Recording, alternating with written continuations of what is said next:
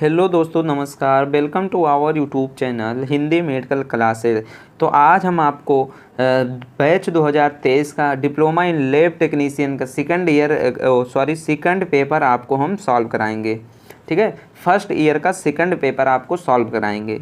उत्तर Pradesh state medical faculty का ये final paper है। ठीक है, तो यहीं से आपका इंटरनल पेपर भी आता है और यही आपका फैकल्टी में भी पूछा जाता है। ठीक, तो डीएमएलटी वाले खास कर ध्यान दें, वेरी मोस्ट इम्पॉर्टेंट इसमें क्वेश्चन पूछे गए हैं। जैसा कि आपको फर्स्ट पेपर में हम पेपर पैटर्न बता दिए थे, सेम वैसा ही है, बस इसमें क्या है, सब्जेक्ट की चेंजिंग है। इसमें सब्जेक्ट आपका है haematology, microbiology and biochemistry. Timing आपका वही है 3 घंटा। ठीक है, नंबर आपका 75 नंबर ही है। ठीक, अब आते हैं हम क्वेश्चन को सॉल्व करते हैं। सेम वही है, सेक्शन ए में 5 क्वेश्चन आपसे पूछे जाएंगे, मल्टीपल टाइप क्वेश्चन। ठीक, तो एक एक क्वेश्चन हम यहाँ से हल करते हैं। पहला क्वेश्चन है, the starch test is most commonly use to detect the presence of. Starch test में हम क्या डिटेक्ट करते हैं? तो हम स्पार्च टेस्ट में यूरिन में किसका डिटेक्ट करते हैं, किसको पहचानते हैं यूरिन में? प्रोटीन को, प्रोटीन। ठीक है, तो आप देखिए, अगर ऑप्शन नंबर में कहीं आपको दिख रहा है प्रोटीन तो आप उसको करेक्ट कर दीजिएगा, क्योंकि हम यूरिन में प्रोटीन का पता लगाने के लिए इस बार टेस्ट का प्रयोग करते हैं। ठीक, तो देखिए यहाँ पे ऑप्शन नंबर ये है, ग्लूकोज इन दी यूरिन। क्या हम यूरिन में ग्लूकोज का पता लगाते हैं? तो ये गलत है। बिलिरुबिन इन दी यूरिन, क्या हम यूरिन में बिलिरुबिन का पता लगाते हैं? ये भी गलत है। ऑप्शन नंबर डी क्या है, कीटोन्स इन दी यूरिन, क्या हम यूरिन में कीटोन्स का पता लगाते हैं? ये भी गलत है। यहाँ पे देखिए, जब तीन ऑप्शन आपका क्या हो गया, रॉन्ग हो गया, तो option number C is correct हो जाएगा। Option number C is correct हो जाएगा। क्यों? क्योंकि एल्ब्यूमिन एक प्लाज्मा प्रोटीन है जिसको हम यूरिन में पता लगाते हैं। ठीक, इस बैच टेस्ट के माध्यम से। दूसरा क्वेश्चन क्या पूछा गया है, to calculate the lipid profile. क्या करते हैं? लिपिड प्रोफाइल कैलकुलेट करते हैं। Total cholesterol is typically divide into which components, किस कंपोनेंट में हम डिवाइड करते हैं कोलेस्ट्रॉल को? ठीक है, तो ऑप्शन नंबर ये है LDL, LDL, HDL. Option number B है एचडीएल ट्राई ग्लाइसराइड्स। ठीक, ऑप्शन नंबर सी है LDL triglyceride lipoproteins and option number D है ट्राई ग्लाइसराइड्स लिपोप्रोटीन। तो इसका क्या हो जाएगा, option number A is correct हो जाएगा। ठीक है, 1.2 का option number A is correct हो जाएगा। 1.3 का क्वेश्चन क्या है, which of the following cell are primary responsible for the immune response in the body. ठीक, तो सबसे पहले आपको पता होना चाहिए कि हमारा इम्यून सिस्टम का पार्ट क्या है। तो ऑप्शन नंबर ये है रेड ब्लड सेल, सी है प्लेटलेट्स एंड डी है प्लाज्मा प्रोटीन। आपको ये क्वेश्चन का आंसर पहले ही पता होगा, option number B is correct हो जाएगा, क्योंकि जो वाइट ब्लड सेल होता है वो हमारी बॉडी में क्या करता है, एंटीबॉडी बनाता है। जो भी हार्मफुल कोई बैक्टीरिया या कोई भी हार्मफुल सब्सटेंस बॉडी में इंटर करता है तो उसको किल करने का काम करता है। तो option number B is correct हो जाएगा। ठीक, 1.4 वाला क्वेश्चन देखते हैं क्या कह रहा है, leukaemia is primarily a cancer of which of the following cell. ठीक, तो ल्यूकेमिया क्या होता है, किससे किससे होता है? तो ऑप्शन नंबर ये है रेड ब्लड सेल, बी है वाइट ब्लड सेल, सी है प्लेटलेट एंड डी है एंडोथेलियल टिश्यू। तो ऑप्शन नंबर बी क्या हो जाएगा, करेक्ट हो जाएगा। ठीक, आगे देखते हैं। 1.5 में क्या पूछा गया है, in Albert's staining technique which of the following component is responsible for staining the metachromatic granules.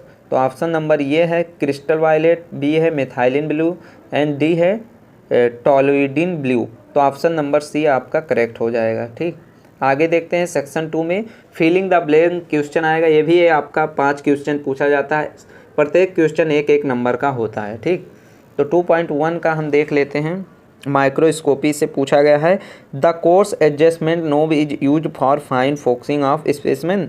जो नोब होता है, कोर्स एडजस्टमेंट नोब होता है, वह हम फोकसिंग करने के लिए करते हैं। तो ये आपका रॉन्ग हो जाएगा। ठीक है, पहले हम 10x पे उसको जूम करते हैं, फिर 40x पे करते हैं, फिर ऑयल इमर्सन हम 100x पे करते हैं। तो ये आपका फॉल्स हो जाएगा। ठीक है, फॉल्स हो जाएगा। दूसरा क्या है, चलिए दूसरा देखते हैं, Gram positive bacteria appear pink after Gram staining.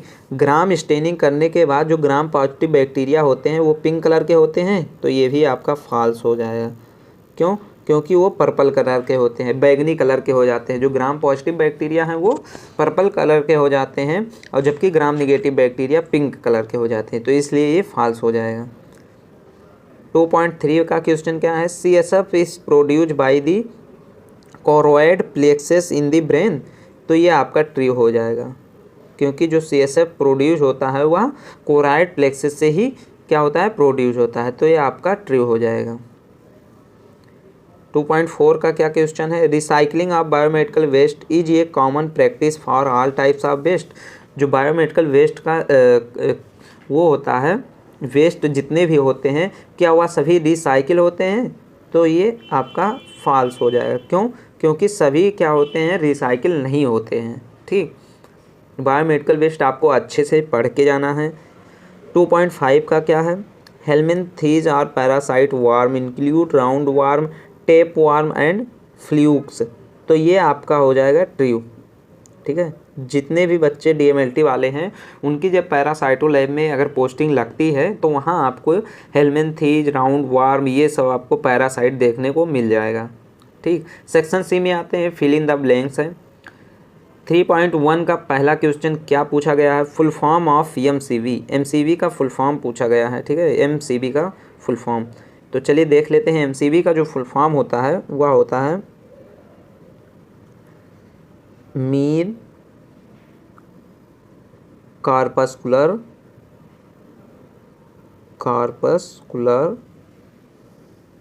Volume होता है। ठीक है, तो MCV का जो फुल फॉर्म होता है वो होता है मीन कार्पस्कुलर वॉल्यूम होता है। ठीक, उसी टाइप अब 3.2 का हम देख लेते हैं। द बैक्टीरियम एसेचिया coli is commonly found in the. कहाँ पाया जाता है ई कोलाई? तो ये आपका इंटेस्टाइन में पाया जाता है। कहाँ पे? इंटेस्टाइन में पाया जाता है। ई कोलाई बैक्टीरिया कहाँ पाया जाता है? इंटेस्टाइन में पाया जाता है। वेरी मोस्ट इंपॉर्टेंट क्वेश्चन है, याद रखना। ठीक, 3.3 क्या कह रहा है? ये की feature of iron deficiency anaemia is ये लो लेवल ऑफ, क्या होता है? किसके कमी के कारण एनीमिया हो जाता है? किस आयरन? तो आपका हो जाएगा HB। हीमोग्लोबिन अगर आपका लो हो गया तो ठीक है, एनीमिया काज हो सकता है। आयरन डिफिशिएंसी एनीमिया हम लोग बोल देते हैं, HB जब कम होता है तब। 3.4 में आपसे क्या पूछा गया है? The dot is used to cut tissue specimen into thin slice for examination under ये माइक्रोस्कोप। टिश्यू का कल्चर आपने जब भी आप हिस्टोपैथोलॉजी में आप पोस्टिंग करेंगे तो वहाँ आपको देखने को मिल जाएगा ग्रॉसिंग होती है हिस्टोपैथोलॉजी लैब में। ठीक, तो क्या होगा? इसमें इसका क्या भरा जाएगा? यहाँ पे देखते हैं, माइक्रोटोन। क्या हो जाएगा? माइक्रोटोन। ये आपको हिस्टो लैब में देखने को मिल जाएगा। ठीक, 3.5 क्या कह रहा है? देख लेते हैं। There are 5 main type of white blood cell, neutrophils, lymphocyte, monocyte, eosinophil and आपका एक होता है बैसोफिल्स। ये आपका 5 टाइप क्या पाए जाते हैं? WBC। ठीक, आई होप कि इतना आपको समझ में आ गया होगा। अब सेक्शन 4 में आते हैं, शॉर्ट नोट्स। ठीक है, शॉर्ट क्वेश्चन जो आपसे पूछा जाता है, इसमें भी आपसे 6 क्वेश्चन पूछे जाएंगे, जिसमें से आपको 4 ही क्वेश्चन करना है। प्रत्येक क्वेश्चन 5 नंबर का होगा। ठीक, पहला क्वेश्चन जैसे पूछा गया है, ग्रोथ कर्व ऑफ बैक्टीरिया, यानी कि बैक्टीरिया ग्रोथ के कितने फेज होते हैं वो आपका लिखना है। तो पहला आपका होता है लैग फेज, दूसरा होता है लॉग फेज। ठीक, तीसरा होता है स्टेशनरी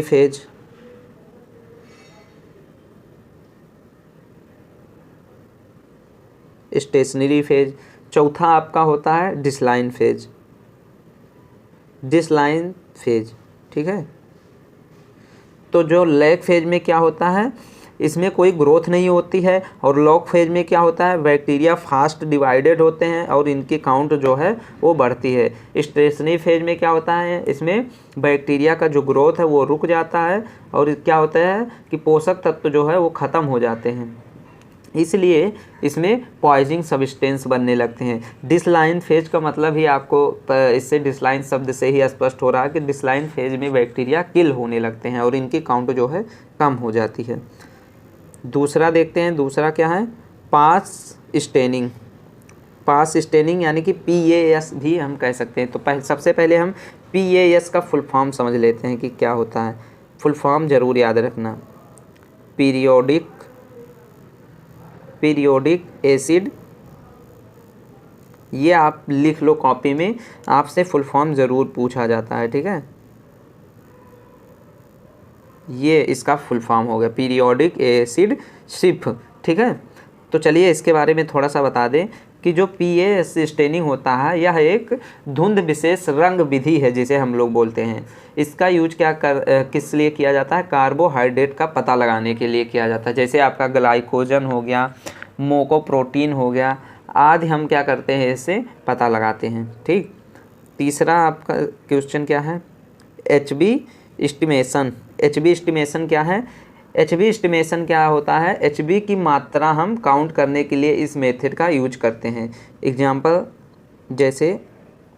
एग्जाम्पल आपका जैसे हो गया, यहाँ से देखते हैं, जैसे आपका हो गया साइनोमेथेमोग्लोबिन हो गया, जिसको हम किससे मापते हैं, स्पेक्ट्रोफोमीटर से इसकी दर को मापते हैं, ठीक है, साइनोमेथेमोग्लोबिन का, ठीक। 4.4 वाला क्वेश्चन क्या है, देखिए आपसे 4 ही क्वेश्चन मतलब आपको लिखना है, इसमें 6 पूछा गया, हम 6 आपको बता दे रहे हैं ताकि आपको ध्यान में रहे, तो आप 6 में से 4 तो लिख ही ले जाएंगे। Bone marrow examination. Bone marrow examination क्या होता है, देखो बोन मैरो का टेस्ट जो होता है वो बोन के अंदर टिश्यू का विश्लेषण करने के लिए होता है। नॉर्मल आपको हम बताएं तो जो बोन मैरो का टेस्ट है बोन के अंदर टिश्यू का पता लगाने के लिए किया जाता है, टिश्यू का विश्लेषण किया जाता है। इसमें क्या होता है, स्टर्नम क्रेस्ट से एस्पायरेशन या बायोप्सी द्वारा प्राप्त किया जाता है और इसका use anaemia, leukaemia and other blood test के निदान में किया जाता है। इसमें सेल की नंबर एंड बनावट एवं उसकी असामान्यता का टेस्ट करने के लिए इसका हम इस मेथड का यूज करते हैं, बोन मैरो एग्जामिनेशन, ठीक। चलिए देखते हैं 4.5 वाला देखते हैं, physical method of sterilisation. Sterilisation का मेथड हम फर्स्ट पेपर में भी आपको बता चुके हैं। पहला आपका होता है हीट मेथड में आपका क्या क्या आएगा, hot air oven, autoclave. Radiation में आपको बताए हैं अल्ट्रावायलेट रेज। फिल्ट्रेशन में क्या होता है, बैक्टीरिया एंड वायरस को फिल्टर करता है। एंड एक और होता है हाई प्रेशर, ठीक।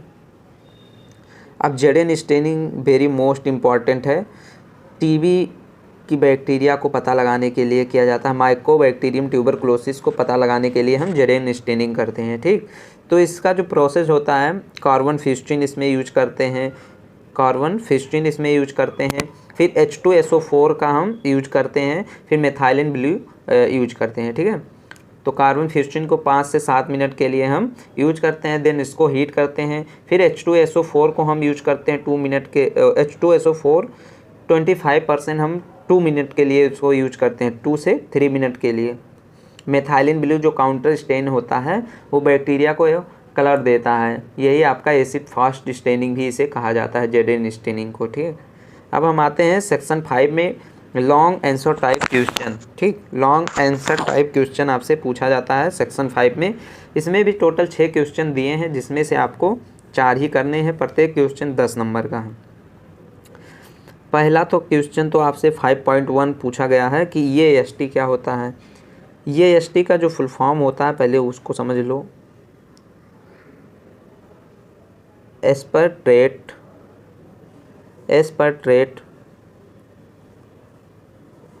एमिनो ट्रांसफरेज, ठीक है, एस्पर्ट्रेट एमिनो ट्रांसफेरेज, इसका जो होता है फुल फॉर्म होता है। ये AST होता क्या है, यह एक एंजाइम है, क्या है, यह एक एंजाइम है। ये AST एक एंजाइम है जो क्या होता है, मेनली लीवर हार्ट की सेल्स में पाया जाता है। ये AST एक एंजाइम है जो हार्ट एंड लीवर में पाया जाता है, ठीक। यह एंजाइम एमिनो एसिड के मेटाबॉलिज्म में हेल्प करता है। ऐसे हम नॉर्मल आपको बता दे रहे हैं, अगर आपको लिखना होगा तो आप नोट करते हुए चलिएगा, ठीक है। ऐसे आपसे क्वेश्चन पूछे जाएंगे और आंसर भी हम थोड़ा थोड़ा बता दे रहे हैं ताकि आप लोगों को समझ में आ जाए।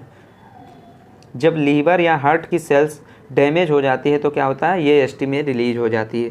ये एस टी की जो नॉर्मल वैल्यू होती है वो आपका जैसे निम्नवत, मतलब ये एस टी से जो डिजीज है जैसे हेपेटाइटिस हो गया, सिरोसिस हो गया, हार्ट अटैक, मसल इंजरी, ये सब डिजीज़ हो सकती है। अगर ये एस टी की वैल्यू ज़्यादा हो गई तो आपको इंजरी या इन्फ्लामेशन होती जाती है ये एस टी से, ठीक है। ब्लड में इसका जो नॉर्मल वैल्यू होता है वह 10 to 40 IVL होता है, ठीक है। अगर ये एस टी ज़्यादा हो गया तो क्या होता है, हार्ट लीवर डिजीज काज हो जाता है। ये एस टी ज़्यादा तो डिजीज भी काज ज़्यादा करेगा। दूसरा क्वेश्चन क्या पूछा गया, कल्चर मीडिया, ठीक। कल्चर मीडिया क्या होता है ये आपसे पूछा गया। कल्चर मीडिया में जैसे आप कई टाइप के मीडिया पाए जाते हैं। पहला है synthetic media, complex media, enriched media, differential media and selective media. इतने मीडिया आपसे पूछे जाएंगे।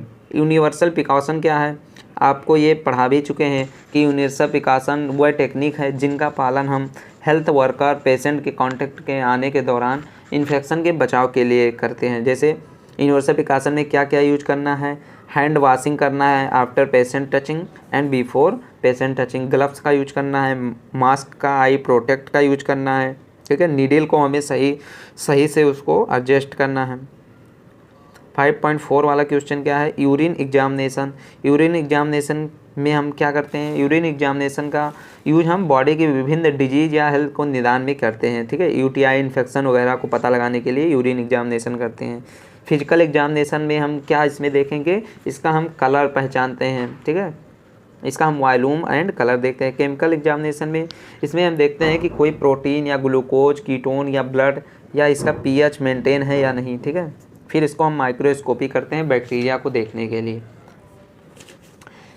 तो जो नॉर्मल यूरिन का कलर है वो हल्का येलो होगा, ठीक है। इसका पीएच जो होगा यूरिन का 4.5 होगा, ठीक। प्रोटीन इसमें यूरिन में नहीं आना चाहिए, ग्लूकोज नहीं आना चाहिए, कीटोन नहीं आना चाहिए, ब्लड नहीं आना चाहिए। तो आपका यूरिन एग्जामिनेशन ये सब नॉर्मल वैल्यू है।